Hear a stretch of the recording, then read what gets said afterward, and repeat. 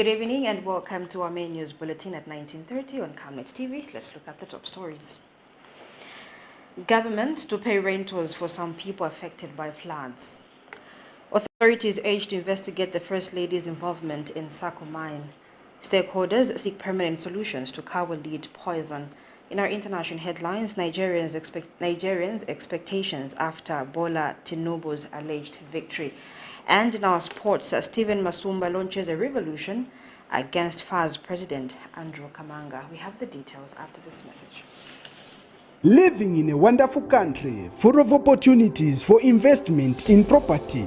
Make sure your investment is guaranteed. Are you in the process of buying or selling land or properties?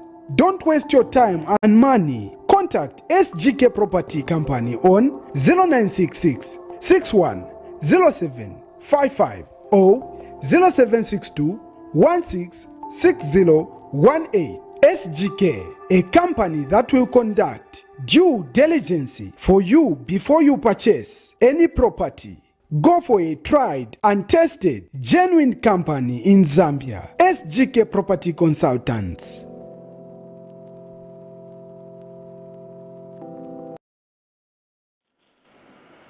Thank you so much for tuning in to present the main news. My name is Louisiana Lupumbwe. And now the main news in detail. A woman of Kalikiliki compound in Lusaka, Vera Piri, is living in fear of being left homeless after she was informed that her house is built on a road reserve and will need to be demolished to pave way for the construction of a road, despite her having title deeds. Speaking to Camnet News, Ms. Piri explains that should the house be demolished, she, along with her two grandchildren under her care, will be left out on the streets. The above scenario has been a concern in many parts of Lusaka, a problem attributed to poor city planning. We have details in this report. Lusaka continues to be the most populated place in Zambia, currently housing slightly over 3 million people, according to the Zambia Statistics Agency, ZAMSTATS. It is also one of the places with most land wrangles in Zambia, with some areas even having more than one title deed for one piece of land. The story of Vera Piri, a woman of Kalikiliki compound, is not an isolated one, as she explains that her house has been earmarked for demolition to pave way for the construction of a road as it is sitting on a road reserve, despite her having title deeds.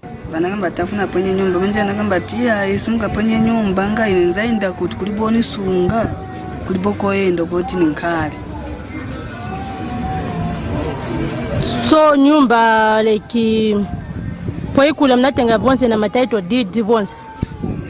The woman says the action will drive her and her two grandchildren further into poverty, as the house is inherited from her father and is the only property that she owns. Manje kairi kuri bontandiza nimazitandiza neka kuwasha mimi mwanipezera nizivutikira neka pana ni na family manje sawa ntisama ntandiza aba family banga so nizivutikira neka msakira bakudya ndine munango nimaenda kuchechi akuchechi ama ntandiza unga na mzukuru wanga na nasiatu bana tubiri mwana wanga na mwalira. Camnet News is currently awaiting response to a press query addressed to the Department of City Planning at the Lusaka City Council LCC, as well as to the Ministry of Lands and Natural Resources. The above scenario brings to reality the need for proper city planning in the capital city as well as other parts of Zambia to ensure that citizens build without fear of ever being left homeless. Zipora Mshala, Camnet News, Lusaka. Vice President Mtadena Lumango has disclosed that the government is considering paying rentals for people whose houses have submerged in water in the wake of floods in some parts of Lusaka and other areas. The Vice President was responding to a follow-up question from Shwangandu Constituency Member of Parliament, Stephen Kampyongo, who wanted to know what other plans government has to safeguard flood victims. The parliamentarian wanted to know if the government will provide further resources beyond the 5% allocation under the Constituency Development Fund, CDF. And Mrs. Nalumango says government is not looking at moving people as a unit, but on a case-by-case basis and providing immediate assistance. She says government has the plan to construct canoes and relocate people from flood-prone areas, as well as find permanent solutions to the perennial problem.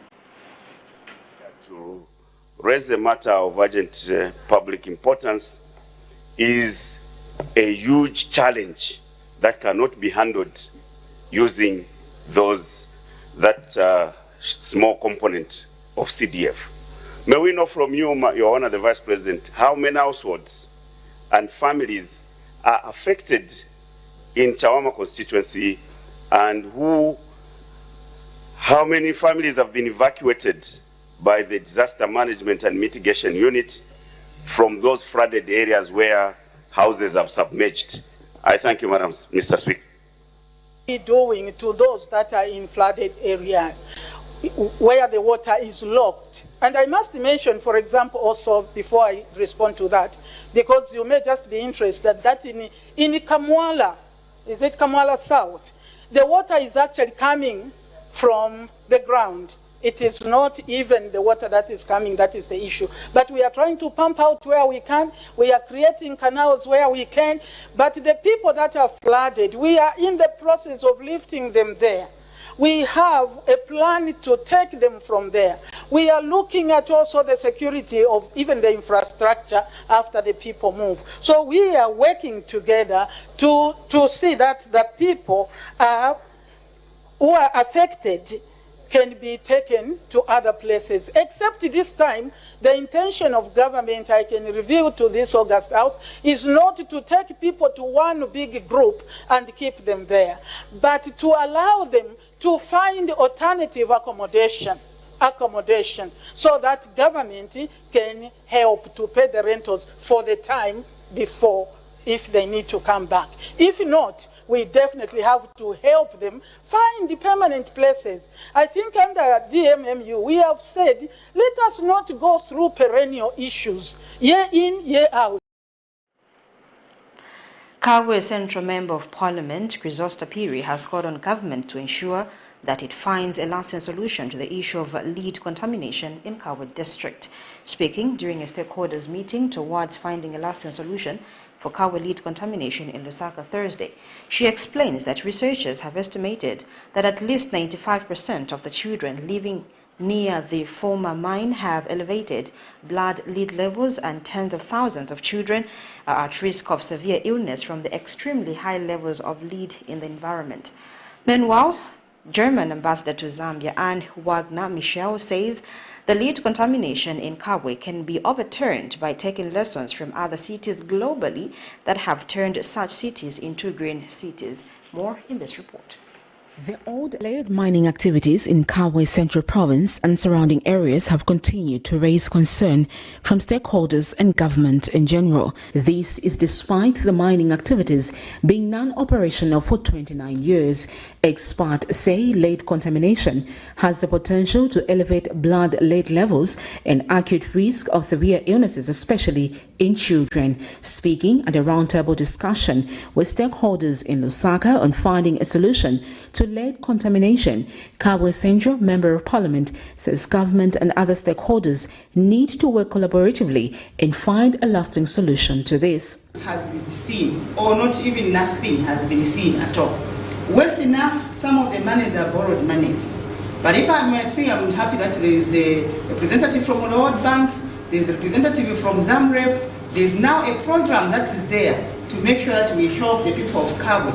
But let's go on the ground and see what is happening. The program is coming to an end in June, but we have not seen any progress. And because we did not target to eliminate the source, then we are not achieving the goal.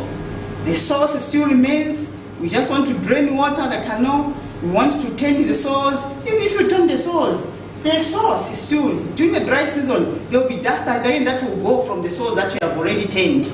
The problem continues. So I'm happy that this round table now have come to find a lasting solution to eliminate the source of the contamination. And this is the only way that we can go around it.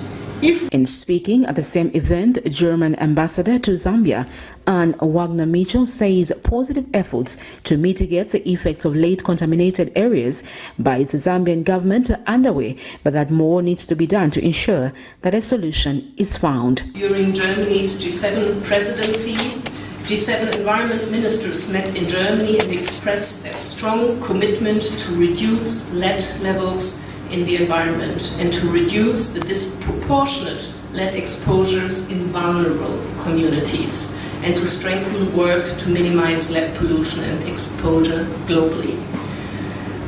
The children who suffer from extreme levels of lead pollution, as we have heard today in KABWE, are from poor, vulnerable communities. UN experts have highlighted the situation in KABWE as a violation of the right to a healthy environment. Meanwhile, Acting Minister of Green Economy and Environment, Elijah Muchima, says government is already working on finding a solution to addressing the lead pollution challenges in KABWE. In demonstrating its commitment to resolving this problem is addressing the matter at high level in government. To this effect, a comprehensive technical committee on the matter is being constituted to take over from the interim committee that has been working out modalities since middle last year. The main objective of the committee is to recommend a long-term solution to the lead exposure and environmental issues in KABWE district. Some of the committee's responsibilities will include defining ways and means, managing the current situation, and steer towards realizing this big ambition of government. KABWE is known to be one of the worst polluted hotspots in the world as a result of the lead and zinc mine that was operational before and after independence until its closure in 1994. Sharon Kalimbola, Camnet News, Lusaka. A medical team from the United States of America, accompanied by a Zambian-born US-based cardiologist, Dr. Sula Mazimba, have successfully conducted 2 open surgery at a heart disease hospital in Zambia. Dr. Mazimba says the 2 surgeries, comprising an open hole to the heart, which has been replaced, and a microvalve replacement, in which a valve has been replaced, are complex conditions, and that it is encouraging to see Zambia's infrastructure accommodate such kind of surgery. Dr. Mazimba has, however, appealed to government to consider buying more equipment for the hospital, as well as replacing old equipment to ensure that more complex conditions are attended to within the country. Meanwhile, a 15-year-old patient, Emara Joao, who currently underwent surgery, says she is happy that her surgery was conducted locally as opposed to going outside the country. We would love to warn our sensitive viewers that the clips that you're about to watch are quite disturbing. A team of medical experts, mostly comprising of cardiologists from the United States of America, accompanied by a Zambian-born US-based cardiologist, Dr. Sula Mazimba, have successfully conducted 3 heart surgeries of complex condition at the National Heart Hospital in Lusaka. 2 of the surgeries comprised of an open hole to the heart and a microvalve replacement. The team is in the country for 10 days to help transfer skills to the medical practitioners at the facility, conduct screening on community members, as well as donate equipment to the health facility. I had my operation on Tuesday. Do you know what kind of operation it was? Yes. Can you tell us about it? It was an open heart. They have to open my chest and then open my heart and then patch it. So how are you feeling now? Better. And Dr. Mazimba says he is happy to come back to Zambia and offer his service to the country that bred him, and says health literacy is key to addressing some of the challenges being faced in the health sector. There are 2 open surgeries. One was a complex hole in the heart that ordinarily would be taken outside the country, which we were able to close here with our colleagues. And there's an ongoing surgery right now that is a mitral valve replacement. We're replacing the valve. And so we've had 3 surgeries, and you'll be talking to the surgeons that are actually in the OR. The doctor has since called on the government to invest in equipment as well as replace the old ones in order for the facility to accommodate more complex surgeries, which are mostly done outside the country. Have the facilities that have excellent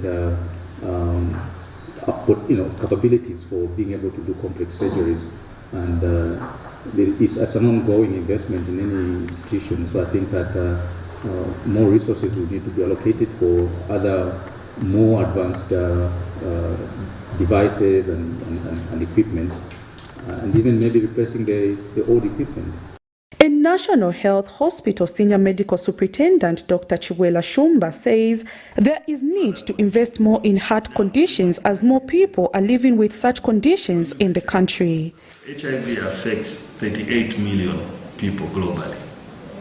67% of those people are in sub-Saharan Africa. Rheumatic heart disease affects 40 million people. And 80% are in Africa. I would like to implore a call on the people from the media.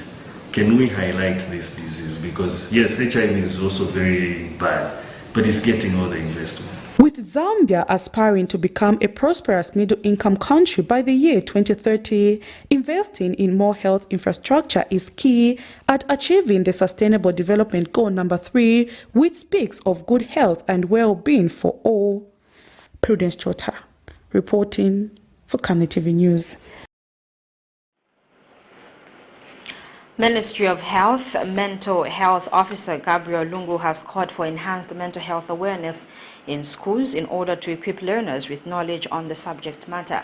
Mr. Lungu, who spoke at the first ever Let's Talk debate between Kamwala Secondary School and Arakan girls in Lusaka, says most pupils with mental challenges are discriminated against due to a lack of knowledge on the matter by most pupils.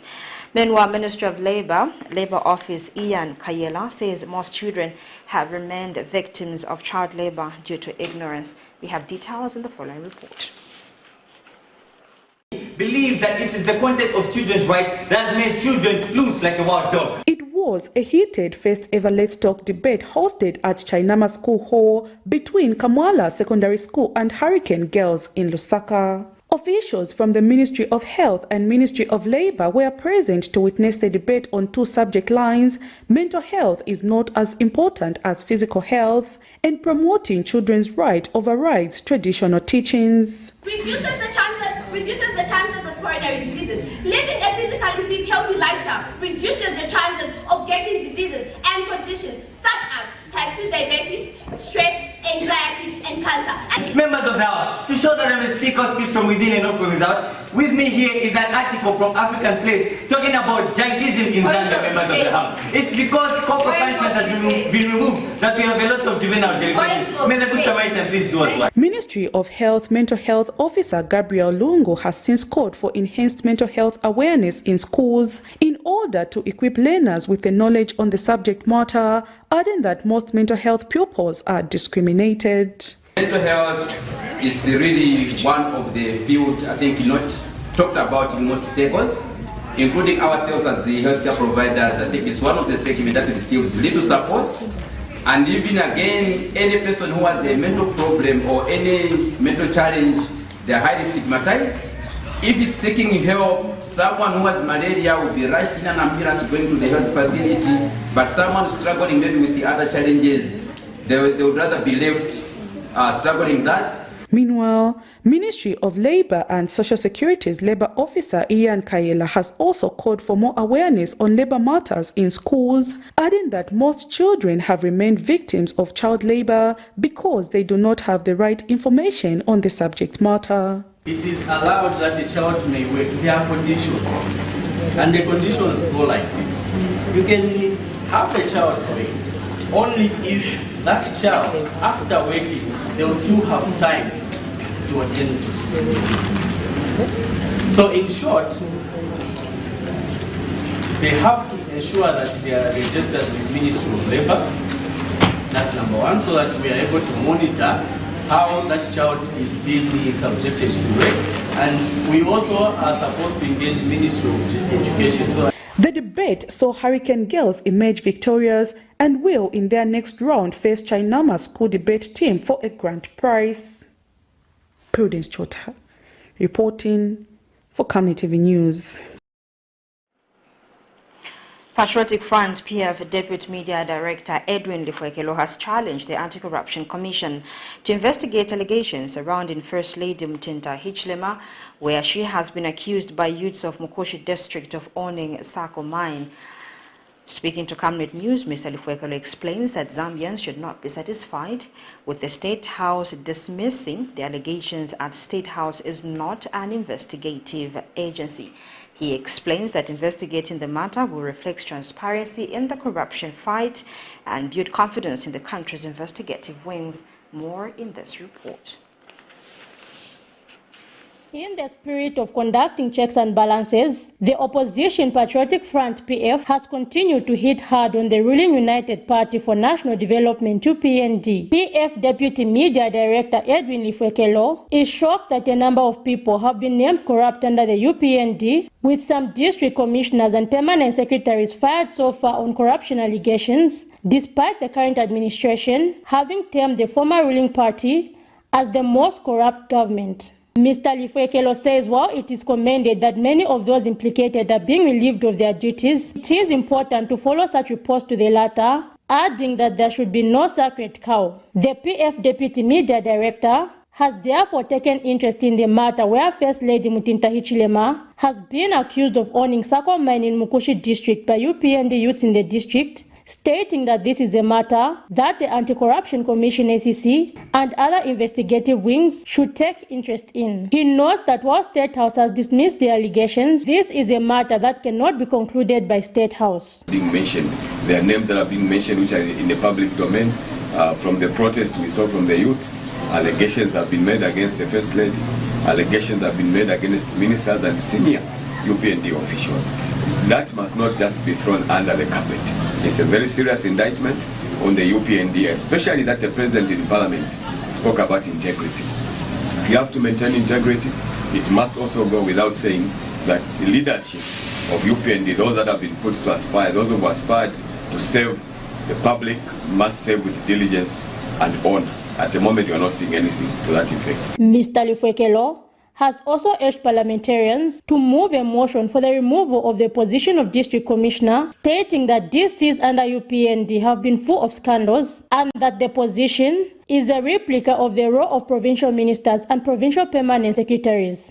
Ultimately, we have seen in the past week what has been happening with regard to district commissioners who are being removed by President Hakainde Hichilema for various offences, various allegations that are being made against them. So ultimately, I think we're not instilling any confidence to the general public with regard to whether we should continue allowing the district commissioners to be serving in those positions when ultimately they are basically a drain on the resource envelope with regard to the budget. So our submission as Patriotic Front is that there is need to introspect extremely seriously with regard as to whether we must keep those positions of district commissioners. Because ultimately, I think they're not serving their intended purpose. They are a drain on public resources, resources that can be taken to the issue of to the youths to begin with, in terms of youth unemployment. I'm sure you know that the levels of unemployment in this country are extremely high. Some of those resources which we are wasting on district commissioners who are not serving purpose can be taken to someone can get money from that to give to the students, those that are receiving monies from government, as well as just instilling that money into the economy so that we can enhance capacities in the economy. So for us, I think these commissioners are basically a drain on public resources, and that position must be scrapped immediately without fail. The PF Deputy Media Director has also called for all those fired on corruption allegations to be taken to court to allow the law take its full course. Zipporah Mshala, Camnet News, Lusaka. United Party for National Development's Deputy National Youth Chairman Trevor Mwinde has urged party youths to respect the First Lady and stop entangling them in any political matters. Mr. Mwinde has noted with disappointment the accusation by some youths involving the First Lady Mtinta Hichilema in a mining saga.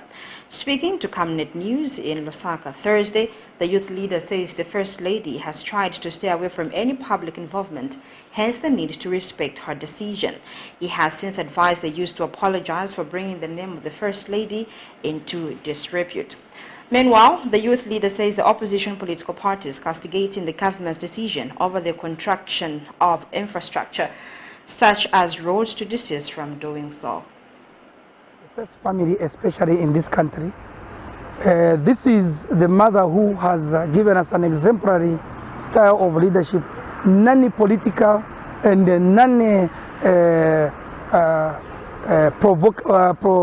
provocative, and she's a woman that has stood the test of time. She has also been witnessed the incarceration of the husband when we were in opposition. As it stands, give Mama Mutinta a chance to rest and be able to serve the country diligently. Let us remove politics and let us do politics in a decent way. I urge with maximum warning to all the youths that were involved and those youths that who would want to put the name of the first family in the mud. There is nowhere on the record from Pakra, there is nowhere that there is a relationship between Mr. Chibawe and the first family. That is unreliable, and that is information which is full of propaganda and full of hatred. Let us learn to support one another, dear Zambians. This is the main news on Camnet TV. Just now we take our first set of commercials. When we get back, we have more local stories. To join us shortly. In our quest to serve nations and develop Africa, Savenda is investing in the agriculture sector so as to produce supply for both local and international markets, housing over 12,000 pullets that are nurtured and fed with our locally made stock feed that comes from our own locally grown maize and soya beans, all processed from our recently installed milling and mixing plant. Our over 95,000 layers have an output capacity of over 1,500 trays of fresh eggs per day that are carefully selected and packaged for all the leading stores and supermarkets nationwide. Our greenhouses are fitted with the latest irrigation system, and the seedlings are nurtured to ensure only healthy plants reach the fields. With our deliberate planting schedule, we are better placed to supply constantly without interruption, thus reliable. Savenda Farms is also changing lives of its dedicated workforce drawn from the local community and beyond. So the next time you think fresh and green, think Savenda Farms. Your skin is the biggest muscle in your body. That's why we make sure that Oracle is #1 when it comes to taking care of your precious skin. Oracle Pure Petroleum Jelly and Glycerin soothes, moisturizes and keeps your skin perfect. Oracle Pure Petroleum products for that perfect skin. Living in a wonderful country full of opportunities for investment in property. Make sure your investment is guaranteed. Are you in the process of buying or selling land or properties? Don't waste your time and money. Contact SGK Property Company on 0966 610755 or 0762 166018. SGK, a company that will conduct due diligence for you before you purchase any property. Go for a tried and tested, genuine company in Zambia. SGK Property Consultants.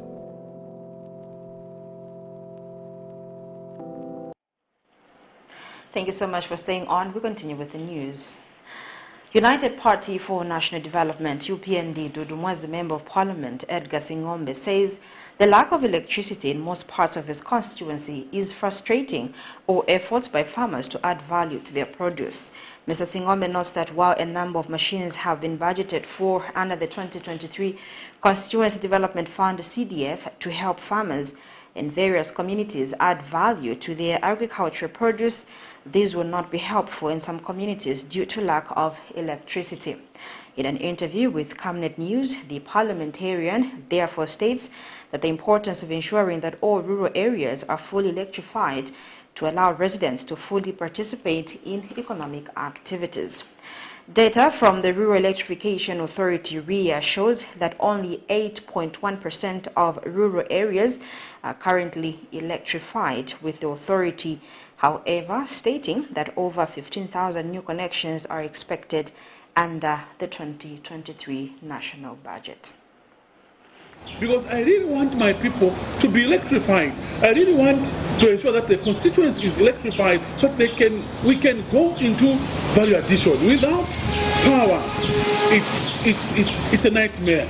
We shall not get there. But we are in a hurry to develop. And the only way we can develop is to ensure that constituencies like NIGERIANS are electrified so that people can then go into manufacturing. People can go into buying equipment that will help them do value addition. So these are some of the future plans that we have. But I really want to encourage the Honorable Minister for Energy, Honorable Kapala, to go ahead with his suggestion. Look, from the CDF, Minister of Local Government, last year, initiated that all constituencies must have vehicles to monitor CDF. For me, who has been there before, I want to tell you that this was one of the good moves that the ministry has done because it has saved us as members of parliament. These vehicles that you see that members of parliament drive, these are loans, we pay back. But at the end of the day, we use the same vehicles to do government job. And I think most of the MPs, if you've heard, they are saying, no, the MPs are not here. No, it's because of issues of transport. But here's a government which has decided to buy separate utility vehicles for the constituencies. Mongo resident Judge Wilfred Muma, who was allegedly reported to have committed suicide by throwing himself in the Zambezi River on Wednesday around 22 hours, has been found alive. Judge Muma was found by residents of Wandata village in the early hours of today, Thursday, 2nd March 2023, while he was stuck in the reeds of the flooded Zambezi River. More in the following report. Residents of Ndata village living along the banks of the Zambezi River have found Mongo resident Judge Wilfred Muma submerged in water. Some residents talked to by Zanis said Judge Muma, who was stuck in the flooded reeds of the Zambezi River, was heard shouting for help.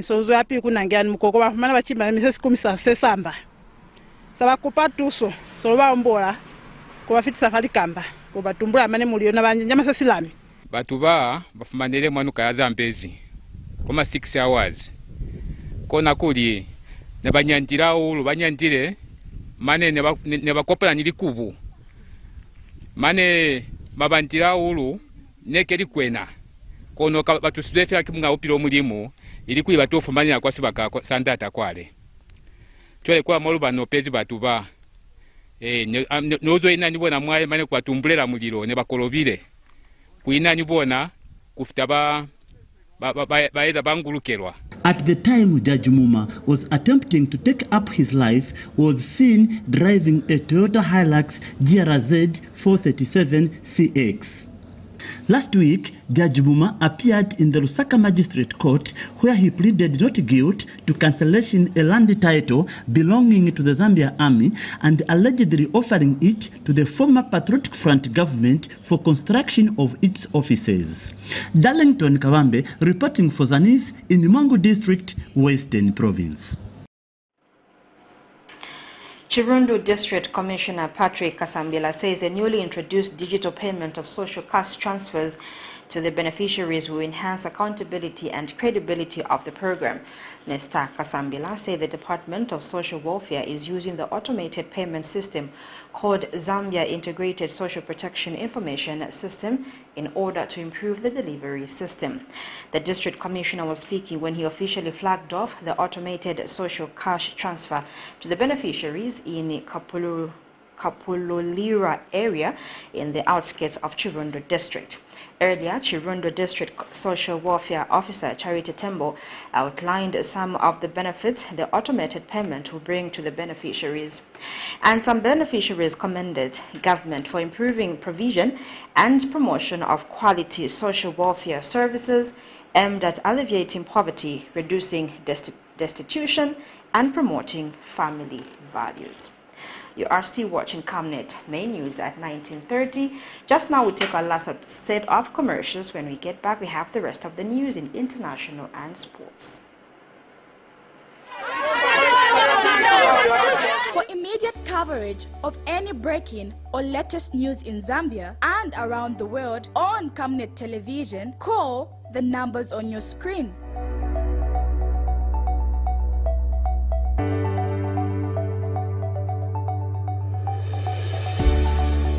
Camnet Television, bringing to your screens fair news, impartial news, credible and reliable news all the time. Get the whole truth on Camnet World News.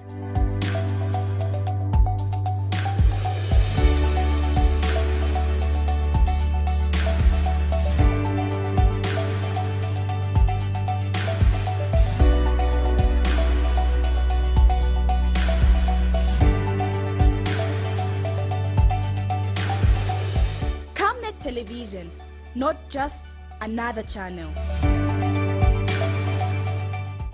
Living in a wonderful country full of opportunities for investment in property. Make sure your investment is guaranteed. Are you in the process of buying or selling land or properties? Don't waste your time and money. Contact SGK Property Company on 0966 61 0755 or 0762 166018. SGK, a company that will conduct due diligence for you before you purchase any property. Go for a tried and tested, genuine company in Zambia. SGK Property Consultants.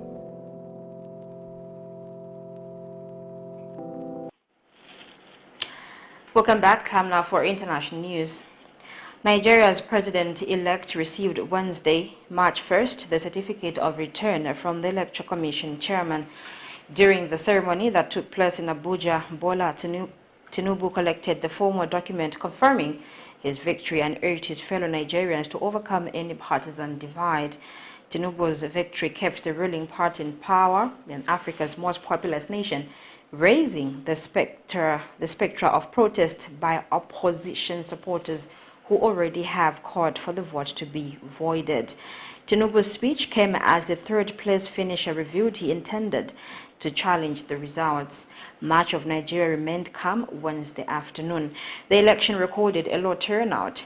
This doesn't necessarily mean voter apathy, as participation was deepened by fuel and currency shortages, over-suppression and violence, according to some analysts. The president-elect is to be sworn in on May 25th. Here's a roundup of international news. The battle was fierce, but after a few days of uncertainty, the ruling party's candidate Bola Ahmed Tinubu has been declared winner of Nigeria's presidential election. As many, including opposition parties, have claimed the poll was rigged, calling for the election to be cancelled, Tinubu urged them to accept the results and team up together to build the nation. The new president should calm down and listen to everybody. It should not be tribalistic. He should take everybody along. A former governor of Lagos State, Tinubu represents the same party as outgoing President Muhammadu Buhari, who Tinubu said he helped propel to the top seat in 2015.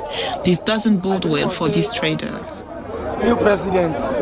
I believe that this new president will not be able to do anything. Reason being that he cannot do anything. They brought President Muhammadu Buhari and he made several promises, but he did not do anything in 8 years. A lot of things he promised, he didn't do them. So I believe that Tinubu will not do anything. This election is one of the most fiercely contested since the country returned to democratic rule in 1999, with more than 93 million people registered to vote. Nigeria's president-elect received Wednesday the certificate of return from the Electoral Commission chairman.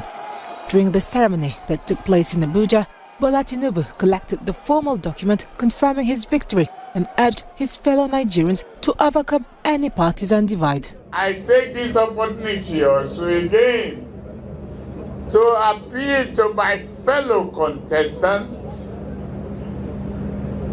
to let us team up together.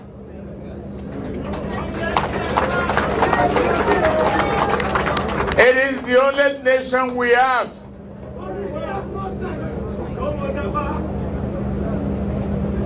It is one country that we must build together. We work together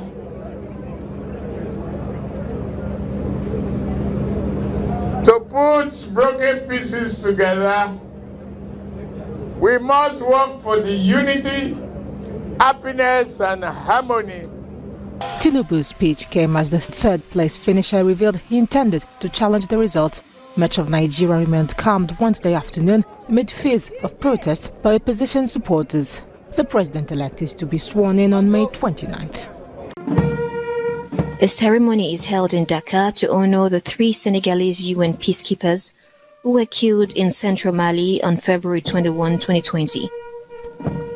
Their vehicle had hit an improvised explosive device between Ouagassogou and Savare in central Mali.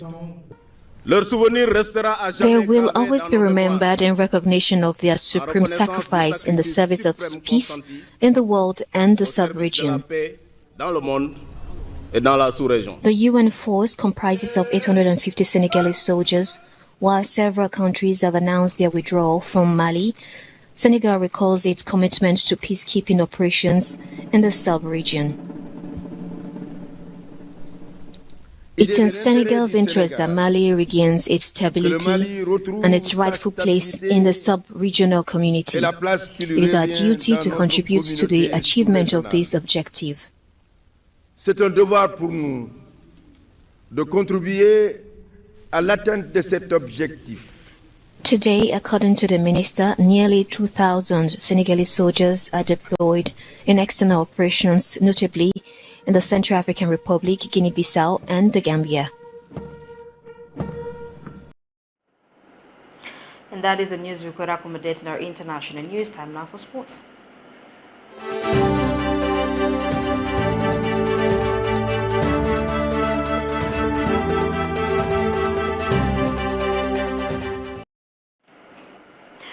Golfer Mandaliso Mutia celebrated the launch of a book written about him and his golfing journey throughout the years. The book places emphasis on growing the sport and it has been recognized internationally. The event was held at GRI Zambia and the Minister of Small and Medium Enterprises, Elias Mubanga, was among the people in attendance. The event was co-celebrated with the credit, which marked a company milestone of having disbursed over 1 billion kwacha worth of loans to SME companies in the country. More in this report. It is a blessing for one to be given the gift of life, and an even bigger blessing to use it to impact the life of others while attempting to make it memorable for yourself.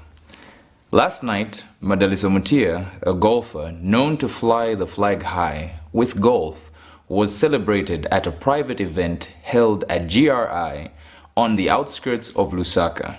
He was joined by the Small and Medium Enterprise Minister, Mr. Elias Mubanga, and when Mandaliso was asked about his journey, he had this to say. So congratulations on the book launch. What does this mean for you? Well, it means a great deal, considering the fact that, you know, most people get their life chronicled after an advanced stage in their life, and being able to do it at such an early stage speaks volumes about obviously the life that I've been living and the journey that I've traveled. But more so, it's a great honor that I'm being recognized in the US as well, that it won an award for best literature, and it's being placed in the Coffee Museum of the USGA. I've always wanted to inspire, and that was the inception of my journey. I wanted to inspire beyond golf and beyond my own life. And something like this hopefully can open people's eyes to feel the need to reach out to somebody who's showing promise. It shows it's just a little bit of encouragement, a little bit of effort, a little bit of support where you can take somebody. And I've done with the little that I can, and I've achieved this much. How about if I have a lot of it? And similarly, if the young person out there has that kind of support and with the similar talent level or drive, they could go even further. So hopefully this does that for them and it can be a conduit for their success. I don't want to go past this evening without actually acknowledging them. There are many people who played a significant role in my life up to this stage. Special mention, a lot of people might know my story and some of you might not know. President Chiluba, the second Republican president, played a significant role in my formidable stages when I was an adolescent. I was trying to get a golf scholarship to the United States, and he called me to the State House to see what he could do to assist in doing that. And that's how I developed a relationship with Jamie Roth. And to this day, obviously, we've become family, and that's what led to the documentation of this book today. It's also good to see my dad is here. You know, our golfer who puts this country somewhere there. Members of the press, this is good, this is important, and it's good for you to make sure that what is happening here is captured. We need to show to the nation. Still in sports news, the former Deputy Minister of Sport, Stephen MASUMBA, has launched a campaign calling for the departure of Andrew Kamanga as Football Association of Zambia president for allegedly failing to effectively administer football matters in the country. MASUMBA is disappointed that the national team has failed to qualify for the Africa Cup of Nations since 2015 under the watch of Kamanga. Addressing the media in Lusaka, MASUMBA said there is nothing tangible that Kamanga has done apart from compromising football standards in the country. He has called upon Zambians and various stakeholders to join the revolution that is aimed at restoring the dignity and respect Zambian football has had over the years. In those glory days, it used to be automatic, and people used to fear. Even there's a country that people used to fear was Zambia. So why now? And this actually is so surely happening under the tenure of office for this same Kamanga. And the unfortunate part also is that he has also brought on board this tribal arrangement, where he feels that even his appointments, there are certain people that he doesn't like. He wants to fight the people from the Northwestern Province. Why should it be like that? In football? Why? When we had agreed, I told him that at a time you will be president, I want to have a situation where it must be representative. Otherwise, if we leave him like this, we will continue suffering from different types of BPs when it comes to football. It shouldn't be before you go and watch football, first of all, you should do for the manual aspirin. You must go for Panadol before. You must first of all ask for Nshima to say, no, please save me with Nshima before we watch football. No, it must be obvious like the way it used to be. Bwana Kamanga, if you have failed, just come out in the open on moral grounds and say, please, I have failed. You go. I think you are better off in that accounting office. That is all. And on that sporting item, we wrap up the main news on Camnet TV. But before we go, let's look at some of the top stories that made the news. Government to pay rentals for some people affected by floods. Authorities urged to investigate the First Lady's involvement in SACKO mine. Stakeholders seek permanent solutions to KABWE lead poison. In international headlines, Nigerians' expectations after BOLA TINUBU'S alleged victory. And in sports, Stephen MASUMBA launches a revolution against FA's President Andrew Kamanga. We now turn to the Camnet word verse of the day, coming from the book of Acts 4, verse 12. Salvation is found in no one else, for there is no other name under heaven given to men by which we must be saved.